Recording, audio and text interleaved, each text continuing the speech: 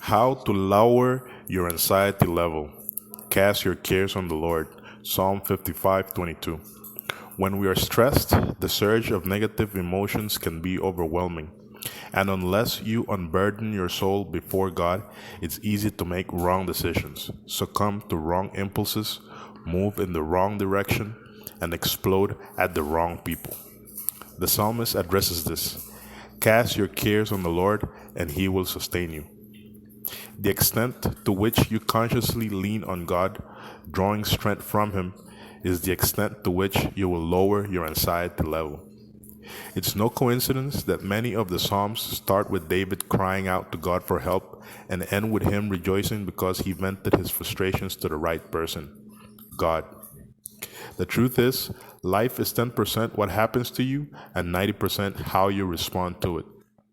Your job, your finances, your marriage, your children, your health, and your future are all sources of anxiety.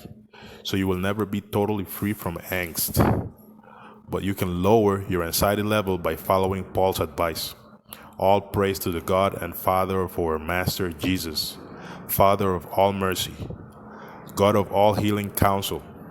He comes alongside us when we go through hard times, and before you know it, He brings us alongside someone else who is going through hard times, so we can be there for that person just as God was there for us. We have plenty of hard times, but no more so than the good times of His healing comfort. We get a full measure of that too. 2 Corinthians 1, 3-5. To quote a well-known pastor, the more you pray, the less you'll panic. The more you worship, the less you worry. God will help you deal with whatever hard things come up when the time comes. Matthew 6:34. When you're anxious about the future, stop and remind yourself that two of God's names are Alpha and Omega, the beginning and the end. Revelation 22:13. When you're going, God already is. Jesus said, the sheep hear His voice, He goes before them, and the sheep follow Him, for they know His voice. John 10:3-4. How do sheep get to know the shepherd's voice? By spending time with Him. Notice He goes before them, which means as long as you're moving forward, God can direct you. Each time you reach a breaking point, it's a test. You will either quit or persevere through to victory.